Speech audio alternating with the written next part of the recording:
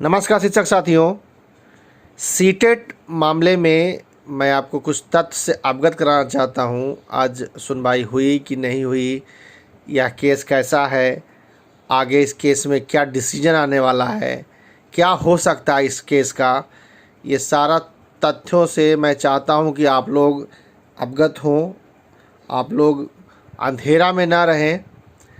कोई भी मामला यदि आता है तो हमारा कर्तव्य बनता है कि आपको सही इन्फॉर्मेशन दें, कि ताकि आप अपना ओपिनियन भी हमको दे सकें, अपना सलाह दे सकें, अपना राय दे सकें। मेरे दोस्त, आज सीटेट केस की जो सुनवाई होनी थी, आज सुनवाई नहीं हो पाई है। आपको पता है कि यह डबल बेंच का मामला है और डबल बेंच में चीफ जस्टिस जो है लिमिट केस को ही सुनते हैं, इसलिए आज केस की सुनवाई नहीं हो पाई। मैं आपको बता दूं कि यह जो मामला है, सीटेट को जो चैलेंज किया गया है, ये बहुत क्रिटिकल और बहुत गंभीर और बहुत संवेदनशील मामला है। कई लोग और हम लोग भी इसको हल्के में ले रहे थे, लेकिन जब केस की स्टडी की गई है और तमाम चीज़ों पर चर्चा हुई है, एडवोकेट साहब से बात हुई है, उसके बाद यह केस ये कैंसर रोग से भी ज़्यादा ख़तरनाक है मेरे दोस्त। इसको आप लोग हल्के में नहीं ले सकते हैं। यदि आप हल्के में लेंगे तो बहुत अनहोनी हो सकता है। मैं मोटा मोटी आपको मैं समझाना चाहता हूँ कि खंड खा नियमावली 2012 को चलन किया गया है, जिसमें लिखा हुआ है कि बीटेट या सीटेट दोनों उत्तीर्ण यदि आप हैं तो आप बिहार शिक्षक नियोजन के लिए एलिजिबल हैं। लेकिन उस खंड खा को ही चैलेंज किया गया है, उसका खंड खा को निरस्त करने के लिए चैलेंज किया गया है। याचिकाकर्ता का कहना है, अपोजिशन का कहना है, उन लोगों का जो अपील है वो अपील ये है कि सेंट्रल सरकार जो सीटेट कराती है वो केबीएस के लिए, केंद्रीय विद्यालय के लिए है, और जो राज्य सरकार जो टीईटी कराती है वो राज्य के सरकारी स्कूलों में शिक्षक बनने के लिए पात्रता तय है। और एनसीटी को भी यह इन लोगों एनसीटी का जो नियमावली है उनको भी लोग चैलेंज किए हैं। बिहार सरकार को नोटिस चला गया है, एनसीटी को नोटिस चला गया है, और अभी तक इस केस में न बिहार सरकार से काउंटर आया है न एनसीटी से काउंटर आया है। तो कहने का मतलब है कि यह बहुत संवेदनशील मामला है, और मैं आपको बता देना चाहता हूँ, हालांकि ओपन प्लेटफॉर्म पे ये सब चीज़ नहीं बताना चाहिए, लेकिन खैर जो केस किया उसको तो पता ही है ये सारा कुछ, तो आपको भी जानना ज़रूरी है। मैं आपको बता दूं कि एनसीटी का क्या कहना है, एनसीटी का जो नियमावली है, एनसीटी का जो गजट है उसमें क्या कहना है।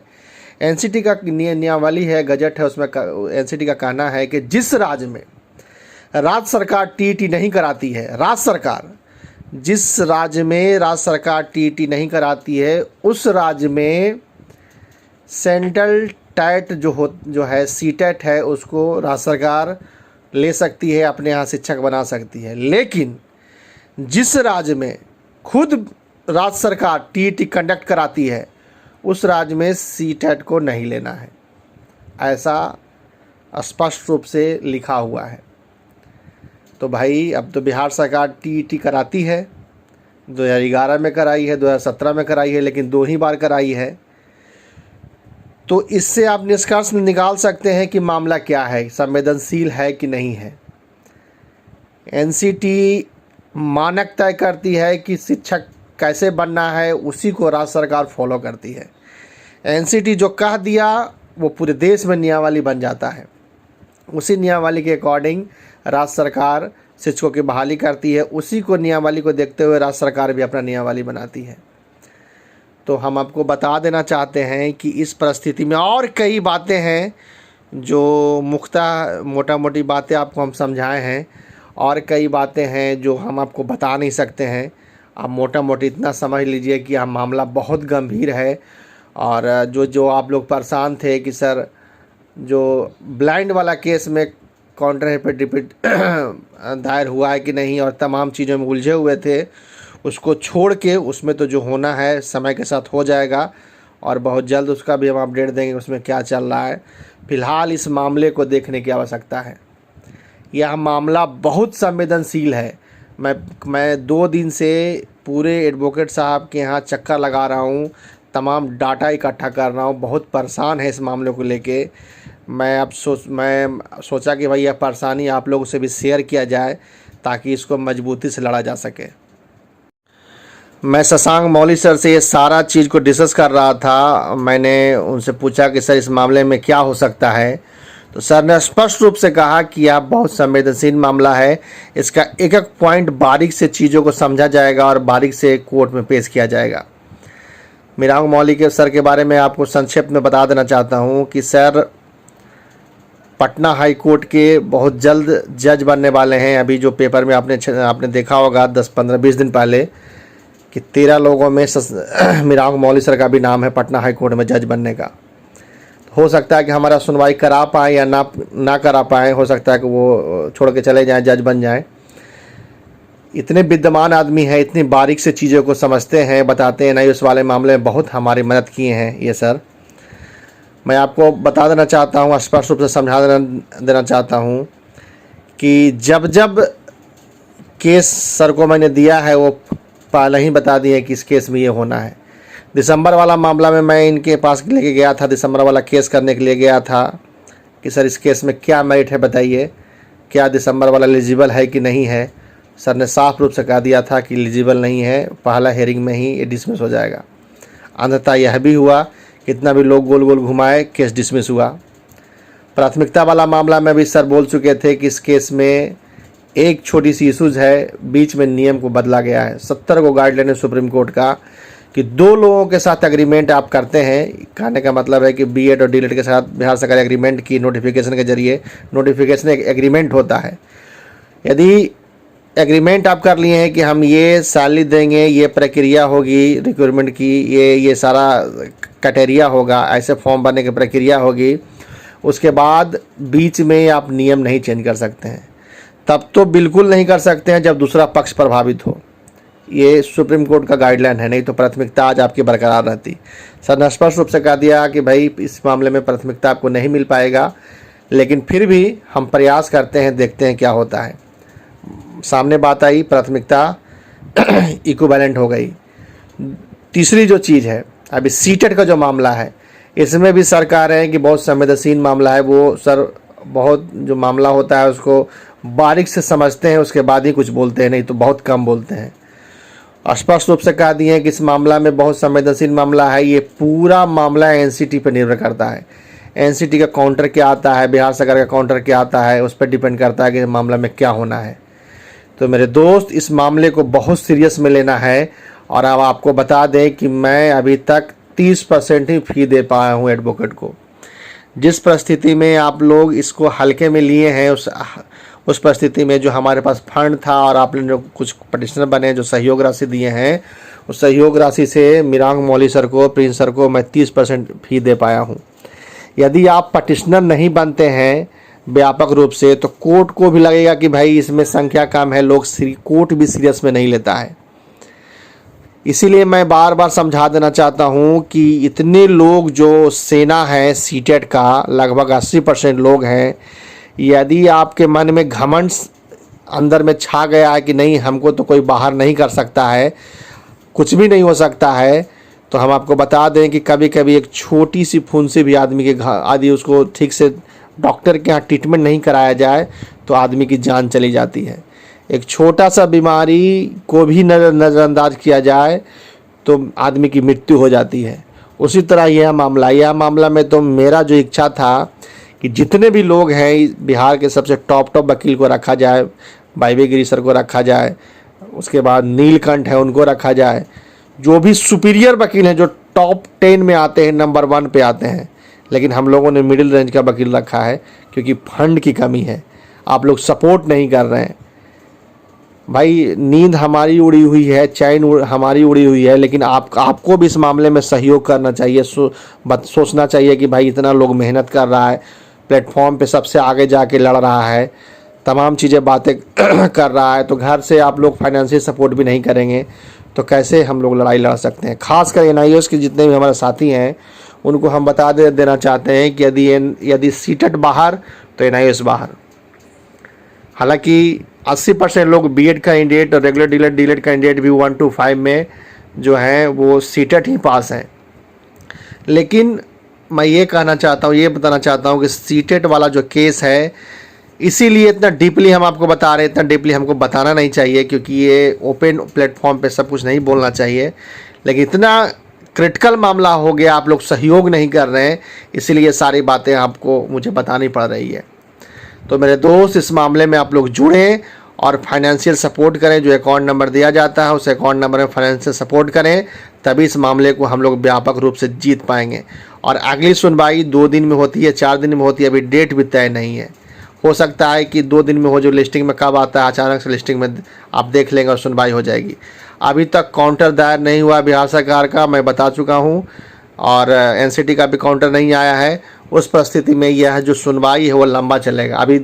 अभी दोनों तरफ से काउंटर आएगा, काउंटर में बहस होगी, ये लंबी प्रक्रिया है। तो मैं तो यही चाह रहा था कि यदि आप लोगों का बढ़िया सहयोग होता तो नीलकंठ सर को या फिर गिरी सर को, 3-4 वकील जब तक सीनियर नहीं रहेंगे तो एक निचोड़ नहीं निकल के सामने आ पाता है। 2-3-4 बड़े वकील होते हैं तो आपस में सब तय करते हैं, डिसीजन लेते हैं, एक बढ़िया निचोड़ आता है, 70 तरह का सुप्रीम कोर्ट का गाइडलाइन को निकालते हैं वो लोग और उसको रखते हैं, उससे केस में मजबूती आती है। लेकिन जितना हमसे बन पा रहा है मेरे दोस्त, उतना हम कर रहे हैं, जिसमें आप लोगों का जो है सहयोग ना के बराबर है। तो मेरे दोस्त, इस केस से जुड़े, नहीं तो मुसीबत में फंस जाएंगे। एक और आवश्यक सूचना बहुत दुर्भाग्यपूर्ण है, जो मैं बताना नहीं चाह रहा था लेकिन फिर भी मैं बता रहा हूँ।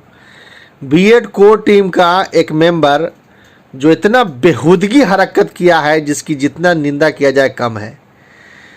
मैं आपको बता देना चाहता हूँ कि ऐसा हरकत किया है, माननीय एडवोकेट प्रिंस मिश्रा सर को फ़ोन किया और बोला कि सर मैं भी आपको सीटेट मामले में केस देना चाहता हूँ, और तमाम तरह के ना जाने क्या क्या बातें की। और उनका मेन मोटो था यह जानना कि क्या पप्पू जी शशांक मौली सर को और प्रिंस सर को हायर किए हैं कि नहीं। वह भी प्रिंस सर से पूछ रहे हैं। एक एडवोकेट अपना क्लाइंट को कैसी रक्षा करना है उनको पता है, उन्होंने उतना ही लिमिट में बात किया। उन्होंने बताया कि पप्पू जी आए हैं, हमसे बात किए हैं, तमाम चीज़ें हुई है, लेकिन डिटेल में नहीं बताया गया। उन्होंने यह भी कहा कि भाई अभी तक ऐसा कोई मामला नहीं है कि केस मिला है कि नहीं मिला है, वो डिटेल में वो प्रिंस सर नहीं बताए। लेकिन वह व्यक्ति डिटेल में जानना चाहा। मैं उस व्यक्ति का नाम नहीं बताना चाहता हूँ, मुझे किसी को शर्मिंदा नहीं करना है, ना गिल्टी फील कराना है, बस एक संवाद देना है कि ये बेहूदगी हरकत करना बंद कीजिए। दूसरी बात, उसने यह जानने का प्रयास किया, वो प्रयास करने के बाद वो अपने टीम में डिस्कस किया और मुजफ्फरपुर के टीम में एक माहौल तैयार कर दिया कि पप्पू जी किसी वकील को हायर नहीं किए हैं, कोई प्रिंस मिश्रा को हायर नहीं किए हैं, कोई मिरांग मौली सर को हायर नहीं किए हैं। वैसे झूठा इस तरह का अफवाह फैला रहे हैं उनका, और माननीय प्रिंस सर का कॉल भी रिकॉर्ड कर लिया। मुजफ्फरपुर का टीम तुरंत मुझे फ़ोन किया कि सर देखिए कोर टीम वाला ऐसे ऐसे बोल रहा है आपके बारे में, और बोल रहा है कि प्रिंस सर से हमारी बात हुई, उसका रिकॉर्डिंग भी हमारे पास है, और पप्पू जी किस तरह का कोई भी एडवोकेट को हायर नहीं किए, तमाम तरह के बातें। अब मैं उसके बाद प्रिंस सर का भी फ़ोन आ गया। उन्होंने भी मुझसे पूछने लगा कि कोई बंदा फ़ोन किया है और आप पूछ रहा था कि केस दिए हैं कि नहीं दिए हैं, ऐसा कुछ सवाल कर रहा था, और वो कह रहा था कि हम भी केस देना चाहते हैं। ये कौन बंदा है, आप ही का टीम का आदमी है क्या? मैंने बोला कि नहीं सर, हमारे टीम का तो कोई मेंबर है नहीं। फिर मुजफ्फरपुर के जो टीम मुझे बताया कि ऐसा हरकत हुआ है। मैंने सर को बताया कि अरे कोई बंदा है जो कॉल भी टेप किया है और इस तरह का बात किया है। अब प्रिंस सर उस बंदे को लगातार फ़ोन कर रहे थे। पहले तो फ़ोन नहीं उठा रहा था, जब फ़ोन उठाया तो माफ़ी मांगने लगा। अब प्रिंस सर बोल रहे थे कि भाई मेरा फ़ोन टाइप किया है, मेरा क्लाइंट का डेटा चुराने का प्रयास किया है, 386 उस पर लगाएंगे, तमाम तरह का प्रक्रिया, FIR उस पर तुरंत हम करते हैं। आप पटना हाई कोर्ट के वकील को बेवकूफ़ बना रहे हैं, उससे आप डेटा चुराने, उसका क्लाइंट, कोई भी क्लाइंट का डेटा आप चुरा रहे हैं, उससे इन्फॉर्मेशन ले रहे हैं। भाई इस तरह का हरकत मत किया करो भाई, नहीं तो चल जाओगे जेल, बाप मैं रह जाएगा रोते। बेटा को पढ़ाया है, बेटा को बीएड डीएलएड कराया है, अब बेटा उल्टा पुल्टा एक्टिविटी कर रहा है। हमारा ये कहना है कि भाई आप सकारात्मक दिशा में काम कीजिए। तो बढ़िया बात है कि आप भी एक एडवोकेट करें, हम भी एक बढ़िया वकील करें। दोनों का वकील बढ़िया बढ़िया होगा तो मजबूती से बात को रखा जाएगा। लड़ना है तो यार विपक्ष से लड़ो ना, जो तुमको तंग कर रहा है, जो तुमको परेशान कर रहा है, यार तुम आपस में लड़ रहे हो। डेटा इधर से उधर फ़ोन कर रहे हो बिना मतलब का कि फलानमा रखा वकील चिल्ला। अरे अपना अपना काम कीजिए ना, जो बेहतर काम कीजिएगा बढ़िया बात है। अभी तक कुछ चंद बीएड के जो लोग हैं, साथी हैं, वो एनआईएस को अभी तक गले से उस लोग को उतर नहीं रहा है कि एनआईएस एलिजिबल हो गया। अरे भाई मिलजुल के काम करोगे जल्दी सफलता मिलेगी। मैं आंदोलन का जो बात कर रहा, जो आंदोलन हो रहा था, यदि मैं तेजस्वी यादव को नहीं बुलाता तो आज हम लोग इस परिस्थिति में नहीं होते। हम लोग अभी सड़कों पे घूमते रहते और बाहरी तो भूल जाइए। तो मैं अपना योगदान मैं मतलब ये नहीं कहना चाहता हूँ कि मैं बहुत बड़ा शेर हूँ, लेकिन कहने का मतलब ये है मेरे दोस्त कि भाई सभी लोग मिलजुल के काम करेंगे तो भाई सफलता जल्दी मिलेगी। सबने काम किया है, सबने अपना आंदोलन हुआ था, सबने अपना अपना योगदान दिया है। ये आगे भी ऐसा होगा तो हम लोग करेंगे, लेकिन इस तरह का हरकत ना करें कि ताकि टीम आप बीएड के ग्रुप में हो, बढ़िया हो, आप काम करो। हम लोग डीएलएड ग्रुप में हम लोग काम कर रहे हैं, सकारात्मक काम कर रहे हैं। विवाद किसी परिस्थिति में ना करें, बस यही संवाद देना चाहते हैं। और प्रिंस सर को मैं 70 बार फ़ोन करके मैं बोला कि सर जाने दीजिए, हमारा ही लड़का, सर कोई एफआईआर मत कीजिएगा, जाने दीजिए, जो हो गया छोड़ दीजिए सर। 70 बार मैं उस बंदे के लिए मैं वो तो टाइपिंग बात मैं तो आज गया तो देखा कि वो एक ड्राफ्टिंग करके रखा हुआ है लीगल नोटिस भेजने के लिए। मैंने 70 बार बोला कि सर छोड़ दीजिए सर। तो भाई इस तरह का हरकत ना करें कि भाई जेल आप चले जाएं और मुसीबत में फंस जाएं। बाकी जो भी है खैर, जो हुआ सो हुआ। आगे से मैं समझता हूँ कि ऐसा कोई भी एक्टिविटी नहीं होगा। आगे सीटेट संबंधित हम लोग बात करें तो सभी लोगों को सपोर्ट करें, जिनको दिल करता है बीएड साथी को सपोर्ट करें, जिसको दिल करता है डीएलएड जो हम लोग हैं हमारे टीम को सहयोग करें, लेकिन सहयोग करें भाई। मैं चाह रहा हूं कि शशांक मौली के अलावे भी एक बड़ा वकील हो, ताकि 2-3 बड़े वकील हो तो मामला को बढ़िया से व्यापक रूप से लड़ा जा सके। तो यही संवाद के साथ शुभ रात्रि। समय के साथ अपडेट देंगे। बहुत बहुत धन्यवाद।